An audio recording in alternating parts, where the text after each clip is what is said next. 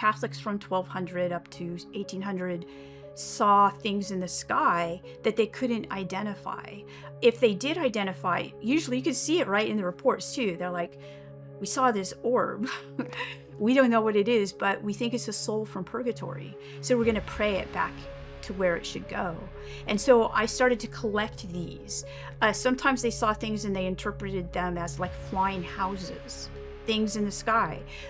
Sometimes they saw things and they thought they were angels.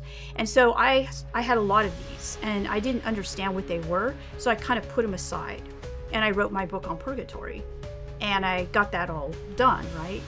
And so I had all of these things and I was on to my next book, by the way, about a Catholic bishop. So I wasn't really going to write about those things, but I still thought that they were weird enough and there were so many of them. The patterns were the same. So I showed a friend of mine and he looked at them and he said, these look like Steven Spielberg films. They look like UFOs. And honestly, I thought he was crazy. And I was like, no way, those are not UFOs.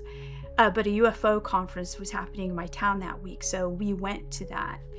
And that's where I met people who had sightings of UFOs and it looked like a pattern match. So when I heard them talk about this and I was like, this looks exactly like the Catholic reports.